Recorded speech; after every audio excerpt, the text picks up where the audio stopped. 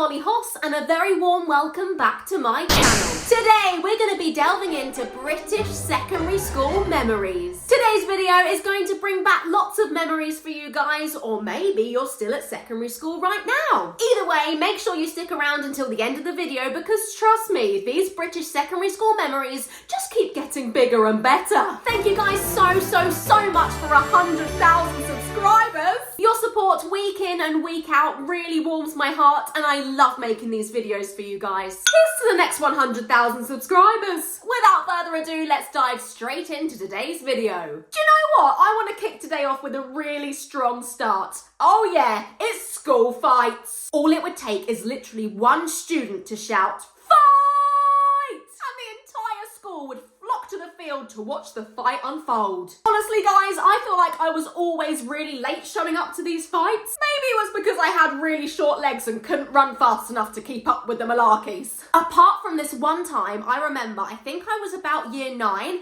and there was this guy in my year, let's call him Gregory. Gregory was wearing steel toe cap shoes to school, which for an average day at a British secondary school just seems a little bit excessive. Anyway, Gregory had fallen out with someone and he literally, I swear to you, he picked this kid up, threw him and drop kicked him in the face with these steel toe cap shoes on. Honestly, when I tell you my jaw was on the floor, to this day, I have never in my life seen anything like it. Luckily, the guy was absolutely fine, but Gregory was, a different breed of year 9. School fights were the highlight of the day. You just knew if there was a school fight, the day was going to be full of drama and gossip and punches. You just felt like you were in EastEnders. Do you know what? I feel a little bit hungry. Well, it's a good job we're taking a trip to the school canteen. I don't know about you guys, but I specifically remember queuing up for like 40 minutes in the canteen line for food at lunch, and when you got there, the food was just vile. By the time you got there was barely anything left. I just feel like the sandwich bread was always half stale. And yeah, there was just never anything left by the time I got there. I feel like you had to be really brave to get the good food at the canteen. Anyone who was brave enough to push their way into the front of the line always got the best food. And I'm gonna be honest, I was never someone to push. For this reason and this reason only, 9 times out of 10, I would take a packed lunch to school because I just knew the canteen food was gonna be disappointing. However, in my humble opinion, I think the only good food that ever was available at the canteen was Pasta King. The absolute goat of secondary school cuisine. 5 Michelin stars to this pasta. It was created by the gods and it tasted unbelievable. Please tell me you guys remember Pasta King. Honestly, I have never tasted pasta like it. I don't know what they did to it. I don't want to know what they did to it.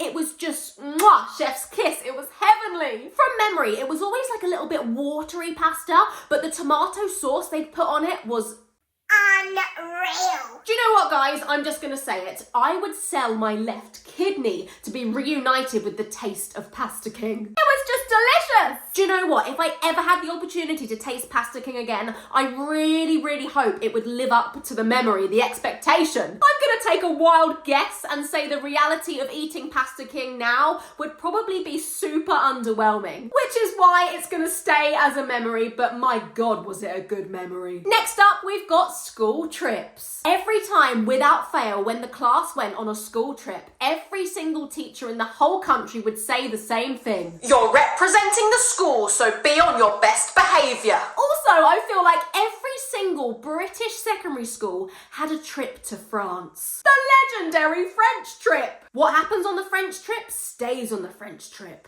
The teachers would always say, you're in your uniform, so you're representing the school. It's like, come on, really? What is the worst thing that I can do? Actually, don't answer that. There's probably hundreds of bad things that a student could do on a school trip that would get the school in trouble. Who remembers the pieces of paper that would be sent home when a school trip was due? You'd have to get your parents' permission and even some money sometimes to go on the school trip. You'd have a bit of paper and have to cut across the line and give it back the next day and say, I've got my school trip slip. Consent form, that was the proper word for it. Oh, good times. Come on guys, take one look at that photo and just imagine what I'm about to say. DJ, DJ, DJ, DJ, DJ. Next up today, we've got something a little bit controversial, a little bit niche, may I say. The rumoured romance between two teachers. Oh, the drama. I am fully convinced that every single British secondary school had two teachers that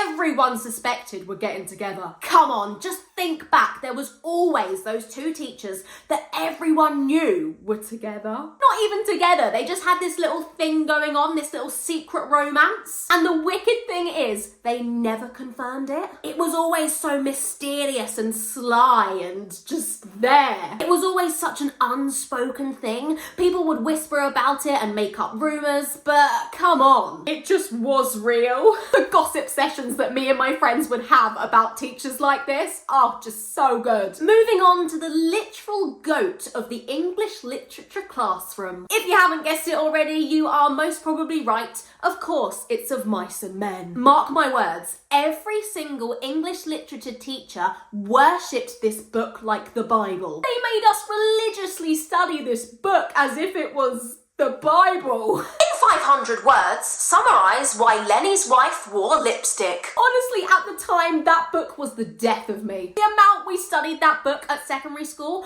I should be able to recite it word for word. But in actual reality, I've pretty much forgotten 95% of the contents. Maybe I'll read this book again one day. On second thoughts, maybe I won't. Let's visit the social status of some students now. Yes, of course, I'm talking about the Year 7 who knows a Year 11. Genuinely, as a Year 7, there was no better feeling than when you knew one of the Year 11s already. You would get instant aura points for this. I feel like your status as a student at the school would be elevated instantly. Just imagine yourself walking through those corridors and you bump into a Year 11 when you're a Year 7 and you know them. It's legit the most impressive thing when you're walking with your group of Year 7 friends and you can just shrug it off and say, yeah, I know that Year 11. I also think it's super nice because the Year 11s look after the Year 7s, and it's just good to know as a Year 7 that there's someone looking out for you. I feel like a lot of the time this would be like a family friend kind of vibe. It just made you feel that little bit more safe walking around this massive school as a tiny little Year 7 mouse. Yeah, this was an elite feeling. I love this. No, seriously, I cannot tell you guys. I am getting instant flashbacks looking at this image. I can't even look at it. It is, of course, the dreaded bleep test. I'm quaking in my boots even thinking about it. The PE teachers of every single secondary school across Britain